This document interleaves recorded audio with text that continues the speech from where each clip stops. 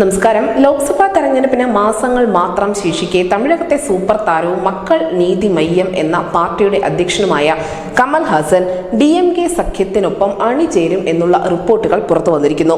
ഒരാഴ്ച മുൻപാണ് തെരഞ്ഞെടുപ്പ് കമ്മീഷൻ ഈ മക്കൾ നീതി മയ്യം എന്ന കമൽ ഹാസന്റെ പാർട്ടിക്ക് ടോറച്ച് ലൈറ്റ് ചിഹ്നത്തിൽ മത്സരിക്കാനുള്ള ഒരു അനുമതി നൽകിയത്. ഈ ചിഹ്നത്തിൽ തന്നെ കമൽ ഹാസൻ ഒരുപക്ഷെ മത്സരിച്ചേക്കാം എന്നുള്ള റിപ്പോർട്ട് പുറത്തു വന്നതിന് തൊട്ടു പിന്നാലെയാണ് മറ്റ് ചില അസാധാരണ നീക്കങ്ങൾ തമിഴക നടക്കുന്നത്.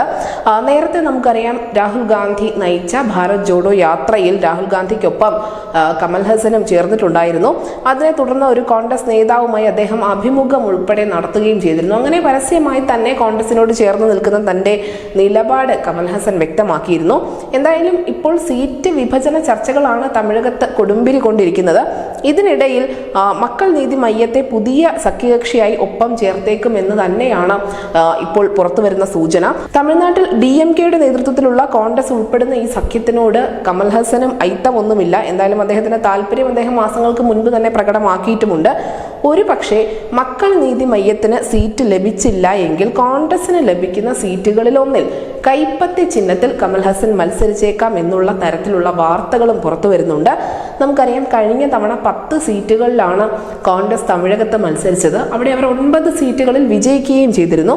പക്ഷേ ഇത്തവണ 10 സീറ്റുകൾ കോൺഗ്രസിന് നൽകേണ്ടതില്ല എന്ന നിലപാടിലാണ് DMK ഉള്ളത്. സീറ്റ് വെട്ടിക്കുറച്ചിട്ടുണ്ട്. പകരം വിജയിച്ച 9 സീറ്റ് തന്നെ വീണ്ടും നൽകാം എന്ന നിലയിലാണ് ഇപ്പോൾ കാര്യങ്ങൾ മുന്നോട്ട് പോകുന്നത്. എന്തായാലും ഇതിലൊരു സീറ്റായിരിക്കും മക്കൾ നീതി മയ്യത്തിന് കോൺഗ്രസ് വെച്ച് നീട്ടാൻ പോകുന്നത്.